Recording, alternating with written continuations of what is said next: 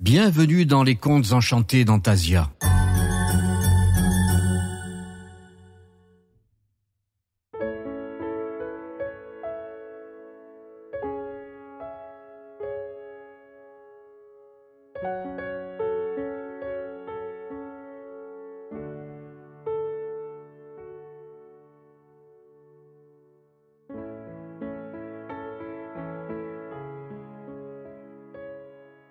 Bonjour chers enfanteurs, c'est Yabium. Je vous retrouve avec un conte de trolls. Beaucoup de gens n'aiment pas les trolls, c'est vrai, parce qu'en fait les gens ne les connaissent pas. Il y a beaucoup de légendes qui courent sur eux, qui les décrivent comme étant sots, violents, méchants, terribles, voilà.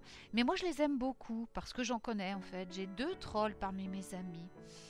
Je ne vous dirai pas leur nom puisque vous savez que les noms ont du pouvoir et donc ils ne souhaitent pas que je vous les révèle. Mais sachez qu'ils gardent ma maison en permanence, que ce sont devenus de très bons amis. Et que ce conte que j'ai écrit est tiré d'une histoire que m'a racontée un de leurs cousins, venu tout droit de Norvège leur rendre visite par un beau matin de printemps. Cette histoire raconte l'aventure qui est arrivée au père de son père de son père, qui vivait dans les montagnes, reculées de Norvège, là-haut dans le nord du monde. Skadi, à cette époque, la déesse de l'hiver, était encore en vie. Ce troll s'appelait Jokul, ce qui signifie glacier dans le vieux langage du Nord. Jokul était l'aîné d'une fratrie de 4 frères et sœurs, et ils vivaient tous heureux avec leurs parents dans une grande caverne au flanc de la montagne. La vie n'était pas simple dans ces rudes contrées du nord de la Norvège. Il faisait très froid et le sol était souvent bien gelé. Et puis, avec la réputation des trolls, la plupart des hommes s'en tenaient éloignés. Le clan de Jokul vivait au cœur de la forêt. Celle-ci recouvrait toute la montagne, une forêt de sapins, de pins, de cèdres et d'autres frères de boue qui transmettaient aux trolls les secrets de leur médecine. Les cèdres, par exemple, ont des pouvoirs extraordinaires et vivre à leur côté apporte une santé et une énergie divine. D'ailleurs, les trolls en portent souvent un petit morceau sur leur poitrine. Le cèdre détient la sagesse et la connaissance du cosmos tout entier. J'ai toujours sur moi un petit morceau de cèdre que les trolls m'ont offert et je suis toujours en pleine santé et mon esprit reste vif et alerte. Mais revenons sur cette montagne qui était un lieu sacré, car en fait, il se trouvait que c'était la demeure de la très belle et puissante déesse Skadi. Aucun humain ne l'avait vue. Mais les trolls, eux, la croisaient très souvent. Armée de son arc et de ses flèches, elle dévalait les pentes enneigées. Ou alors, elle se promenait au cœur de la forêt avec ses compagnons sauvages, avec des ours et des loups, et elle prenait grand soin de toutes les créatures sauvages qui peuplaient sa montagne adorée. Tout naturellement, Skadi était l'amie des trolls. Cette montagne était le territoire sacré de la déesse. Pour y entrer et en ressortir vivant, il fallait avoir un cœur pur et innocent. Il arrivait pourtant que quelques hommes s'y aventurent malgré tout de temps à autre. La curiosité, vous connaissez, elle les poussait à pénétrer dans la forêt. Ceux-ci n'allaient jamais bien loin, car ces curieux repoussaient bien vite chemin. Ils avaient peur, finalement, de rencontrer un troll, ou de se perdre et de mourir de froid et de faim. Ils se doutaient bien que personne ne viendrait les rechercher. Les hommes avaient bien trop peur de pénétrer dans la forêt. Ceux qui y entraient, par contre, avec hostilité, soit pour tuer, chasser des animaux, ou alors pour tenter de s'en prendre aux trolls, eh bien cela ne revenait jamais. Alors, c'est ainsi que les légendes ont commencé à aller bon train, et que la peur s'est installée dans le cœur des hommes. Ils mirent tous au crédit des trolls les disparitions de leurs compagnons. Les années passèrent. La forêt fut totalement désertée par les humains. Alors en fait, c'était plutôt une bonne chose, parce que du coup les animaux y vivaient tranquilles, en paix, en sécurité. Les trolls aussi étaient heureux, toujours joyeux, et ils vivaient tous sans s'occuper de ce qui se passait hors de leur joli royaume magique, prenant le temps de savourer chaque instant, s'instruisant auprès des bêtes et des plantes. Ils cultivaient la terre, dans le but de préserver les espèces végétales menacées de disparaître. Les trolls, vous savez, sont de merveilleux jardiniers. Skadi, quant à elle, surveillait tout cela d'un œil attentif, veillant sur son petit monde et maintenant en place l'équilibre des lieux. Elle gratifia les trolls d'un don, afin de les récompenser de leur attitude, si responsable et si sage envers Yord et ses enfants. Et elle fit d'eux de talentueux guérisseurs et de très sages conseillers. À quelques lieues de là, dans le monde des hommes et dans un village, froid et austère, vivait un fermier qui se nommait Grunwald. Il était resté vivre là, dans la ferme familiale, après la disparition de son père, de son grand-père également, tous deux hommes prétentieux et ignorants. Sa grand-mère et sa mère étaient mortes prématurément. Le grand-père de Grunwald avait un jour décidé de pénétrer dans la forêt sacrée pour chasser, malgré l'interdiction de la déesse. Bien sûr, il n'en était pas revenu. Son fils, le père de Grunwald, était parti à sa recherche. Mais en cours de route, il s'en prit à des bêtes innocentes, à de faibles créatures, qu'il accusait sous le coup de la colère de s'en être pris à son père. Grunwald resta seul. Il se maria et eut 2 enfants. À l'époque où commence cette histoire, son fils avait une quinzaine d'années et sa fille avait 8 ans. Elle se nommait Gita et c'était une enfant très douce et très bonne, comme l'avait été sa mère morte en couche. Cette petite fille faisait preuve d'une immense intelligence, d'une mémoire exceptionnelle et d'une sagesse tout à fait remarquable pour une enfant aussi jeune. Après la mort de sa femme, Grunwald éleva ses enfants du mieux qu'il put. C'était un homme respecté, écouté. Il était considéré comme riche parce qu'il possédait des terres et un immense troupeau de rennes, ce qui à l'époque était signe d'opulence. Un jour que Gita jouait et se promenait sur le dos du plus gros des rennes du troupeau de son père, elle s'aventura jusqu'à l'orée de la grande forêt. Plus curieuse et plus hardie que d'habitude, elle pénétra sous le couvert des grands cèdres, qu'elle aimait tout particulièrement. Oh, il n'y avait pas d'arbre aussi majestueux près de son village, et elle adorait l'odeur de la résine. Celle-ci était enivrante, elle respira à plein poumon et flatta le cou de son renne pour l'encourager à avancer. Elle se délectait de ce qu'elle voyait. Tous deux croisaient de nombreux animaux sauvages qui les observaient avec beaucoup d'intérêt, sans toutefois manifester aucun signe d'agressivité envers eux.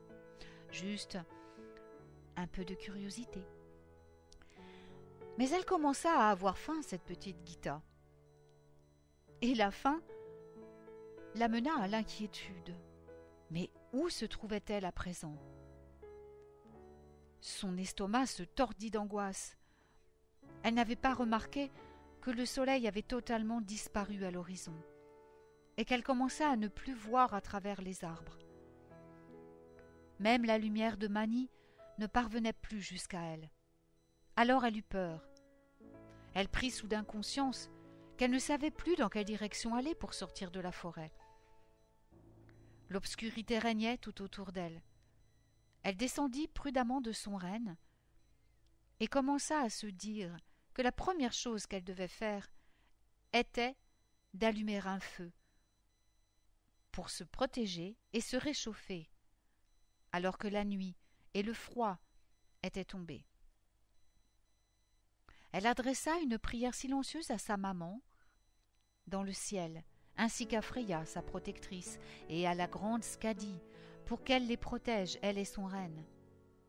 Alors c'est comme si elle sentait une réconfortante chaleur qui l'enveloppait soudainement, qui lui donnait confiance et courage, et la peur quitta son petit cœur. Son renne broutait tranquillement, ce qui rassura Gita. Elle se dit qu'il n'y avait aucun danger puisque son animal était si calme. Elle partit chercher du bois et alluma le feu comme son père et son frère lui avaient appris. Puis, à la lumière vacillante de ce protecteur sacré, elle observa autour d'elle si elle trouvait quelque chose à manger. Elle ne trouva que quelques maigres baies. La petite fille, affamée, finit par s'endormir, tout contre son renne. Elle dormit cependant à poings fermés, bercée par le battement de cœur de son ami bien-aimé. Elle était au chaud, blottie contre son ventre si doux. Mais au village, son père, ne l'ayant pas vue rentrer, on peut s'en douter, était mort d'inquiétude. Alors il partit la chercher, partout à travers le village, et un peu plus loin, il questionna des gens, et quelqu'un lui révéla qu'il avait vu la fillette s'en aller vers la forêt. Il ne pouvait pas croire que sa fille était partie si loin, mais il fut bien obligé de reconnaître, après avoir parcouru le village et les villages alentours, qu'il n'y avait pas d'autre solution. Sa fille était effectivement partie dans la forêt. Et tandis que celle-ci rêvait de sa maman, qu'elle rêvait qu'elle dormait au creux de ses bras, et qu'elle dormait comme un petit ange, eh bien son père était mort d'inquiétude et se tordait les mains, mais impossible de partir dans la forêt en pleine nuit. Il lui fallait attendre le matin. À son réveil, Gita, elle avait retrouvé tout son courage. Après tout, un autre jour commençait. On disait que l'espoir revenait toujours avec Suna, la déesse du soleil. Et puis elle savait que sa maman était là, qu'elle veillait toujours sur elle. Mais ce qu'elle ignorait, cette petite fille, c'est que Skadi l'avait protégée toute la nuit et qu'elle avait demandé à son plus fidèle compagnon de suivre la fillette et de prendre soin qu'il ne lui arrive rien de fâcheux. Gita, remontée sur le dos de son renne, le laissa la guider, croyant qu'il retrouverait l'orée de la forêt. Mais celui-ci la mena près d'un cours d'eau, non loin de là. La petite fille alors but avec reconnaissance l'eau fraîche et délicieuse. Puis elle décida de faire un petit brin de toilette. Elle regardait si elle ne voyait pas de poisson. Elle savait pêcher, comme tous les enfants du village, bien entendu. Mais il fallait, une fois de plus, qu'elle se résolve à garder la faim au ventre, car aucun poisson n'apparut. C'est alors qu'elle aperçut un ours énorme, le plus gros qu'elle ait jamais vu. Elle eut si peur qu'elle se mit à crier. L'ours s'approcha. Son renne eut si peur lui aussi qu'il s'enfuit au galop et laissa la petite fille seule face au danger. La fillette recula, et quand elle fit un pas en arrière, elle heurta une racine, glissa sur une pierre, tomba et s'évanouit. L'ours, qui en réalité était celui de Skadi, cria si fort que la montagne en trembla. Alors la déesse arriva. Vous vous doutez que c'était lui que la déesse avait envoyé protéger la petite. Quand la déesse parvint sur les lieux, la petite fille gisait toujours inconsciente, allongée sur le dos. De sa petite tête coulait un filet de sang qui se mêlait à l'eau pure du ruisseau. La déesse se pencha, s'agenouilla près de l'enfant pour constater, hélas, que son état était très grave. Skadi avait beau être une déesse d'une grande puissance et avoir de grands pouvoirs, elle n'avait pas le droit d'intervenir sur le destin des hommes, et elle n'avait pas de don de guérison qui puisse soigner ce type de mal. Mais elle savait où elle devait conduire l'enfant, alors elle ne perdit pas une minute. Pendant ce temps, le père de Gita reprit ses recherches. Il avait rassemblé des hommes. Les voilà tous partis, armés, inquiets. Ils pénétrèrent dans la forêt. C'est alors qu'ils virent le renne qui venait à leur rencontre. Le père de Gita comprit aussitôt qu'il lui était arrivé quelque chose. Alors il entra dans une colère incroyable et se mit à crier en s'adressant à la forêt. « Déesse cruelle, Skadi, tu m'as pris mon grand-père, tu m'as pris mon père, mais tu ne me prendras pas ma fille. Venez, vous autres, dit-il en faisant signe à ses compagnons de le suivre. Ils entrèrent dans la forêt. Il faisait tant de bruit que les animaux fuyaient affolés. Ils se rendirent vite compte que retrouver l'enfant dans une telle immensité ne serait pas facile. Les hommes préférèrent faire demi-tour. Ils prétextèrent qu'ils allaient chercher des provisions, mais une fois au village, les hommes refusèrent de retourner dans la forêt pour aider le fermier. Après tout, ils avaient leur famille à nourrir. Ils ne voulaient pas risquer leur vie pour cette imprudente fillette. Et le père de Gita reprit donc la route vers la montagne. Son fils, cependant, le rejoignit. Pendant ce temps, Skadi continuait de s'occuper de la petite fille. Elle enveloppa sa petite tête d'un morceau de foulard qu'elle avait déchiré de son propre vêtement. Puis, elle souleva la petite fille avec grande précaution. Elle la coucha sur le dos de son ours gigantesque. Elle enveloppa le petit corps de la petite fille de son chaud manteau de fourrure. Puis, la géante monta sur le dos de son ours et se coucha au-dessus de la petite fille pour la couvrir de sa chaleur et de sa protection. Puis, donnant signal à son ours, ils partirent en courant et s'enfoncèrent dans la forêt, toujours plus haut, toujours plus loin, et arrivèrent enfin sur le territoire des trolls. Ceux-ci, alarmés par le bruit et par les cris de l'ours qui les prévenaient de son arrivée, sortirent tous pour voir ce qui se passait. Ils saluèrent la déesse avec respect. Celle-ci se releva et dévoila le corps minuscule et inerte couché sur le dos de son ours.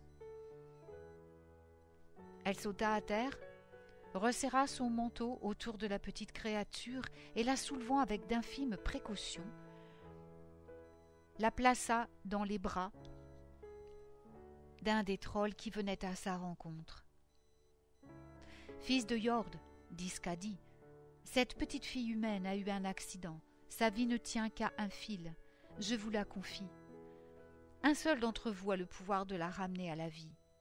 Prenez-en soin, car c'est elle qui va ramener la paix entre les hommes de la vallée et votre peuple. » Une femelle troll approcha et prit l'enfant dans ses bras. Elle demanda à ses congénères d'allumer un feu dans sa grotte. C'était la plus sage du clan. Comme tous les autres, elle avait le don de guérison, cadeau de la déesse. Mais elle avait été nommée, de par sa sagesse et son vieil âge, la guérisseuse de la tribu, du clan des trolls. Elle possédait de plus la grotte la plus spacieuse, la plus confortable. Elle déposa son minuscule fardeau sur un lit douillet, de feuilles, de douces aiguilles de cèdre et de mousse. La couche sentait tellement bon. L'air était si pur grâce à la médecine de ces plantes que n'importe qui y rentrait se sentait tout de suite revigoré. Mais hélas, ça ne suffisait pas pour que la fillette retrouve la santé. Les trolls se relayèrent les uns après les autres pour veiller Gita, pour lui donner des soins, les plus attentifs qui soient. Mais heure après heure, l'état de la fillette s'aggravait. Yokul vint à son tour dans la grotte pour apporter des herbes et des plantes médicinales à la guérisseuse. Il regarda cette minuscule petite fille qui se raccrochait à la vie. Il sentit monter en lui une bouffée d'amour. C'est alors que Freya lui apparut et lui murmura : « Yokul, tu dois sauver cet enfant. Toi seul en as le pouvoir. Je te la confie. Prends soin d'elle. » La déesse disparut, laissant Yokul interpellé. Que devait-il faire ? Il l'ignorait et se sentait désemparé, alors il retourna dans sa grotte. Là, il appela l'Esprit infini, il appela Terre-Mère, et leur demanda de le guider, afin qu'il puisse guérir l'enfant. Puis il appela ses ancêtres, et enfin, il invoqua Eir, la déesse d'Asgard, médecin des dieux et des Valkyries. Son audace allait-elle être punie ? Il s'en moquait. Cette enfant innocente allait peut-être mourir. Skadi et Freya la lui avaient confiée. Seul, il savait qu'il n'arriverait à rien vu l'état de l'enfant. Il resta longtemps immobile, murmura son incantation et garda les yeux fixés en direction du nord. Alors Eir apparut.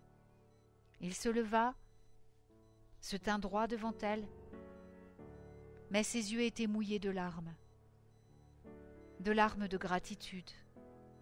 Eir, guérisseuse d'Asgard et des dieux, aide-moi à guérir l'enfant des hommes. Que dois-je faire ? Dis-le-moi. Eir ne dit pas un mot, mais elle avança la main et toucha le troll. Et elle disparut. Yokul sourit. Il savait quoi faire à présent, et il se mit au travail. Allant de grotte en grotte, il réussit à collecter des peaux, des fourrures, et commença à confectionner une poupée. Il ne fit rien au hasard, il savait que chaque animal a sa propre médecine.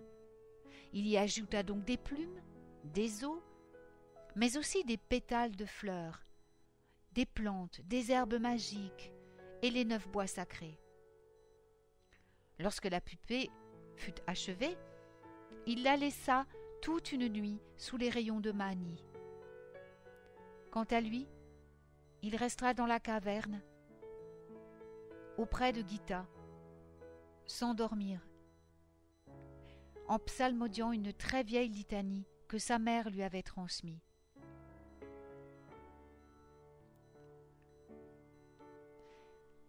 Il alla récupérer la poupée le lendemain, alors que Suna brillait à nouveau dans le ciel, et il la ramena dans la caverne chaude de la femme médecine. Puis il la plaça entre les bras de la petite fille, dont le souffle était devenu presque inaudible. Il traça un cercle en disposant des roses sauvages autour de la fillette pour la bénir et la protéger. Ces roses étaient des roses très particulières, des roses magiques. Elles possédaient un grand pouvoir.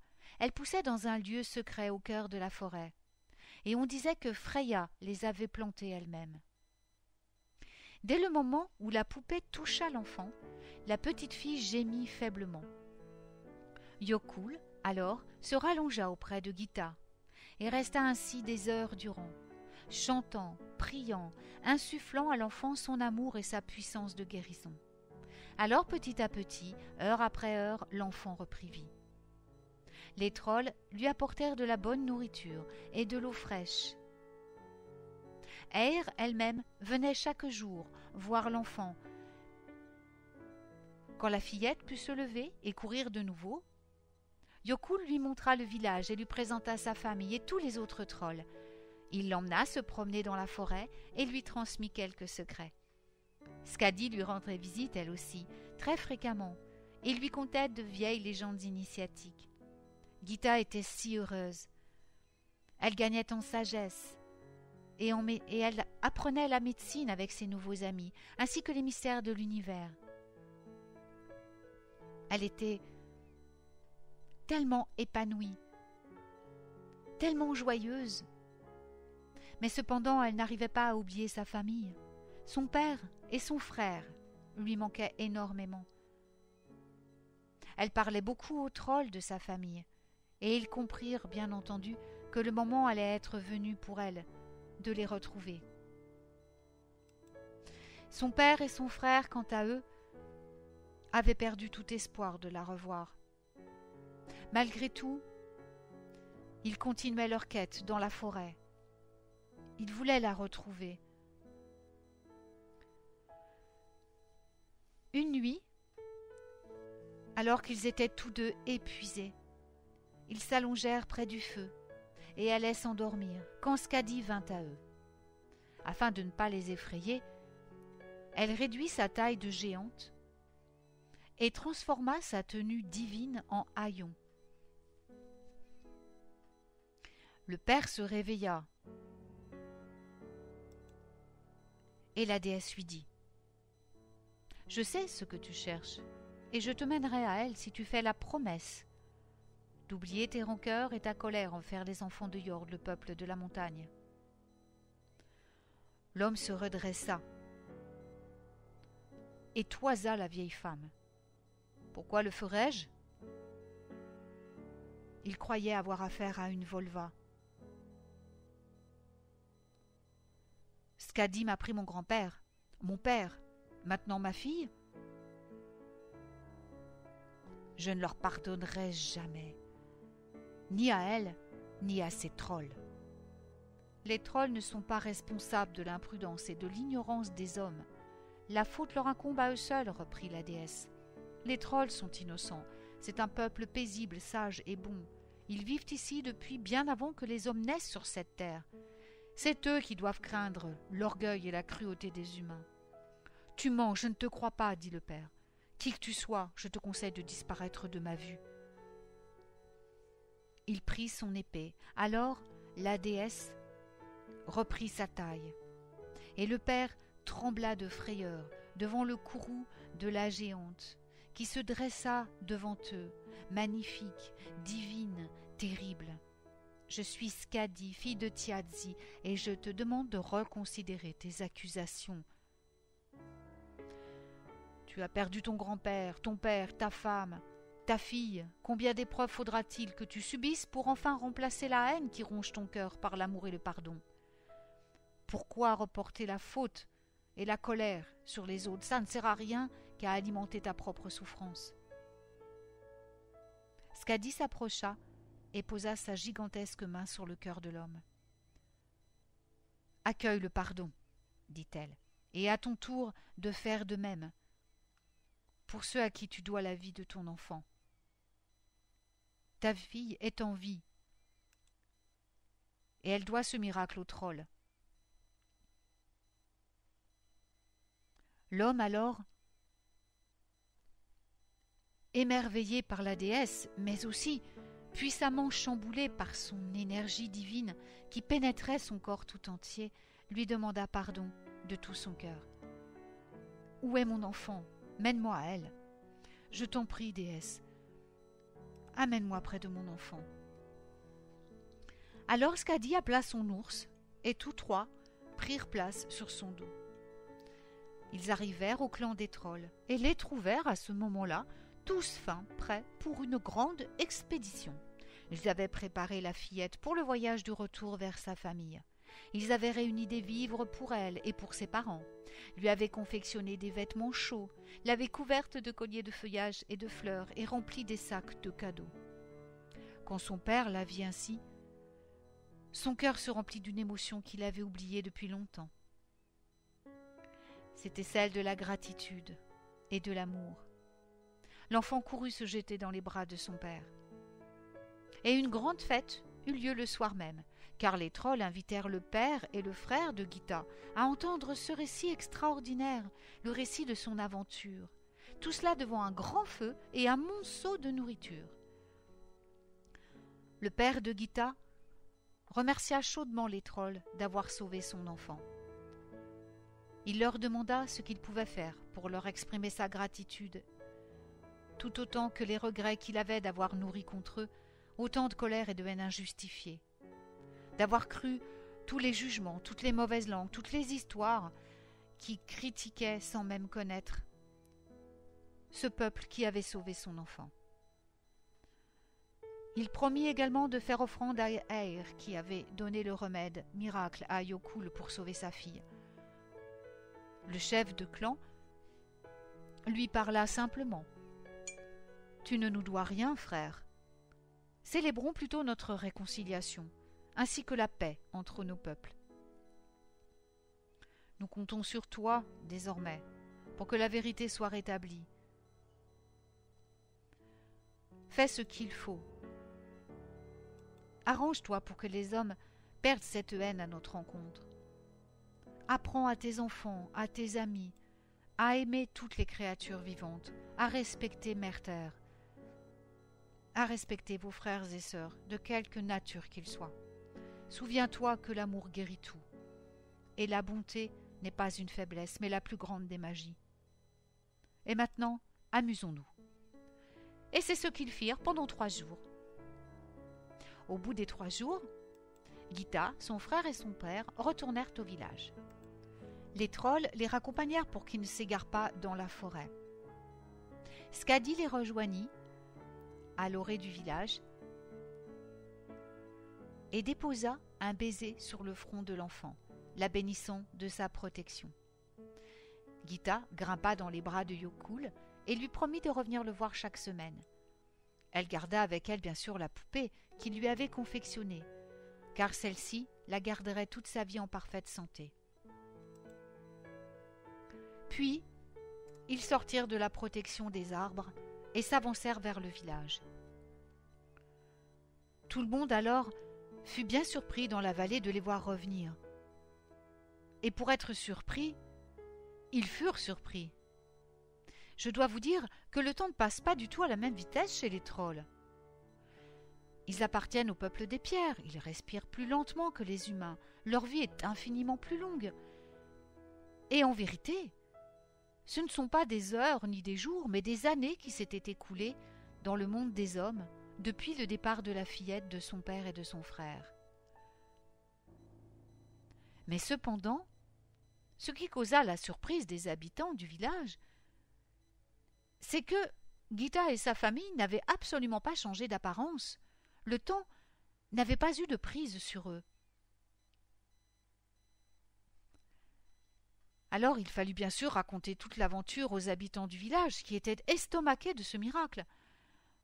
Et comment pouvaient-ils faire pour ne pas les croire, puisqu'ils avaient devant leurs yeux la preuve que quelque chose d'extraordinaire s'était passé? Après pas mal de négociations et pas mal de pourparlers, Gunvald réussit à faire accepter aux gens du village de rencontrer Yokul. Bien entendu, les hommes eurent peur lorsqu'ils le virent arriver, mais en fait, cela passa bien vite. Et depuis, les trolls et les hommes de ce village bien particulier entretiennent des rapports paisibles. Skadi, bien entendu, les observe avec bienveillance, mais aussi elle reste attentive à ce que l'accord reste respecté. Si un jour vous vous aventurez dans ce lointain pays et dans ce petit village, n'oubliez pas d'aller saluer les trolls dans la forêt. Apportez-leur des douceurs, car ils sont aussi gourmands qu'ils sont rieurs. Et si un grand ours vous suit de loin, surtout ne soyez pas effrayés. Peut-être après tout que Skadi vous accorde sa protection pour vous en remercier. Et si vous lui demandez gentiment, elle vous racontera la fin de son histoire et comment Gita et sa fille après elle et sa fille après elle devinrent les guérisseuses du village. J'espère que ce conte vous aura plu et je vous souhaite à tous un merveilleux Noël.